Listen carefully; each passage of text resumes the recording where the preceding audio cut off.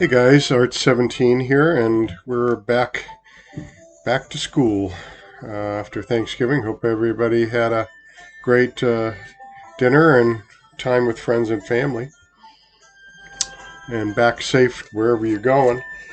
Uh, we're going to talk about number 14 or week 14 here, and assignment number 25. So we're in week 14.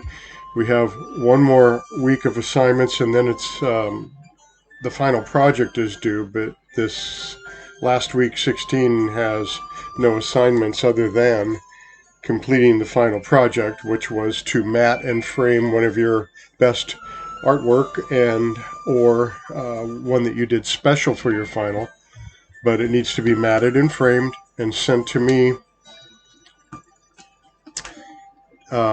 via a photo in an email attachment. Actually, I specified that I'd like to have that by the uh, by the 30th. Is the 30th? Is there a 30th in this month? Yeah. So because I was going to have a virtual gallery set up at the college, and I want all the images to me in a photograph, clear, straight photograph, not something on the table that you're looking at an angle at. So maybe hang it up, or if you can get over your work straight, so it's straight in the frame and very clear, focused, showing the frame. Get that photograph to me of your final, matted and framed, and so we can put it in the gallery. So I really want that by the 30th. I might have said the 29th, but either way, in a couple of days, please get it to me.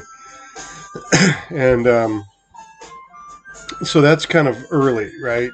But we need to do this so that we can be in this gallery at the college online, at their website gallery. So please do that and get that to me. Okay, let's talk about number 25 here, which is a human figure drawing. And I'll show you some examples of that. Initially, I mean, you could draw what is called a gesture drawing, which is, there's various ways to do it. It can be stick people to get your form. It'd be nice if you're actually looking at a form so you don't have to make up the shading that goes along with it. But, or a model or a photograph of something might work better than creating your own, unless you're really good at shading already. But give it a try. But you might want to use gestures, which are different poses, and you do that by you can draw these sort of stick people in proportion, where you can use this as a reference to the gesture, and then they get more involved with this more body shape from the stick figure shape. Initially, you can do this, and then you're going to have to erase out all the lines and shade your drawing, shade the muscle structure. Okay, here's some muscle structure here, not shaded all that well, but it's starting to be more pronounced. Now, you don't have to draw somebody that's really buff and has great big muscles and everything like that. I'm just trying to get the shading on the body, on part of the skin. They don't have to be naked. They can be, and this is more of what I'm talking about, of getting rid of some of the lines now, and you're really shading up the muscles, the muscle structure, the proportions, okay? And there are certain proportions. Here's sort of a graph on proportions, which really they go in like a head space. So you got this one head space down to the middle of the torso, another head space to the pelvis, another head space. Um, you know, different levels of proportion here, so you don't end up with these small legs or a really small torso and a small or big head, or vice versa. So you can look at these for that sort of idea when you're but you know, you don't have to do somebody standing straight up either. You can have somebody sitting. You can draw from a model or a photograph, but really be conscious of the proportions so that the arms and legs are not too big or too small. Like I say, you can make your own gesture and then end up making the skin around muscle structure around the bones, or the skin, or the stick figure you drew, or the gesture you drew, and go from that to shading actual muscles. But I like to see some skin on the arms and legs, so I can see that you're shading that with the attention to your light source. So light is going to hit it on one side possibly, and the other side is kind of darker, and then there's a mid-tone in between. We've been talking about this all semester in different ways with all the different assignments. So there is light hitting on this woman. If you were to do something like this, she's clothed for the most part, but there are some skin areas showing. But you see where the light is not hitting on the back of the arm, it's hitting on the front of the arm. The light's coming from this direction, the left side, top left, lighting up the chest and that side of the face, but not the other side. We've been doing this all semester, so it shouldn't be something that you're unfamiliar with at this point. Let's go into more shading. Shading of different poses. I will show it. I will provide a video on shading muscle structure as well, and you can get that. But this is just giving you some ideas. Some have shading, some don't, right? Well, you want the shading. There's shading on this figure. Now you can draw someone partially nude or all the way nude. This is okay.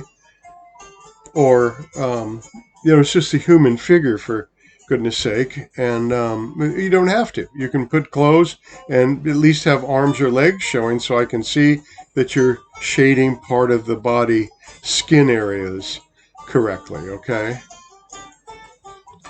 And you want to be shading with the attention of your light source. Now it's going to show you that in the video I'm providing on shading muscle structure. Like I say, they're probably going to show you guys or muscles that are more pronounced. You don't have to draw like that.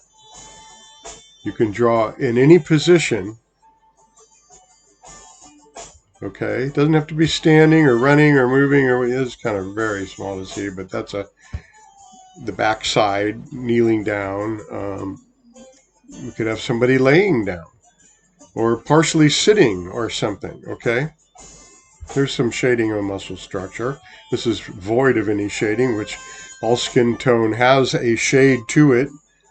It's never white as paper, so you really need to shade, some slight tone everywhere except for where the highlights are. And the proportions are important, so really study what you're drawing. Now here's a guy, of course, in the nude, no clothes, but you can see all of the muscle structure being shaded with this light source. Light source seems to be coming from the top right because there's a shadow on the other side of the nose, and the back side of the arm, and this side over here, the inside of the leg and the knees and whatnot are all shaded darker on the left side than the right because the light's coming from the right and hitting on the right. So you really have to bring that into focus when you're going to shade your form. And so maybe work from a model or work from a photograph. Like I say, does not have to be nude. But I would like to see some skin on the arms or legs, maybe the upper body, unless you don't want to go there. That's fine. But I would at least arms and legs, right? That's okay to do. Show the skin there. That's okay. Or something like this where you don't show any private parts. Oh, necessarily. Well, there. Sorry, I didn't see that. Anyway, the light's coming from the right side, and here's the left side, kind of darker, right? And you have all these midtones in between, and highlights from reflected light. But the proportions are what you really want to sort of address.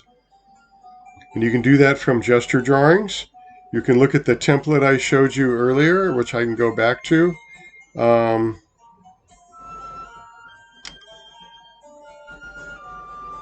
Here again is sort of that template showing, here's a distance of a head.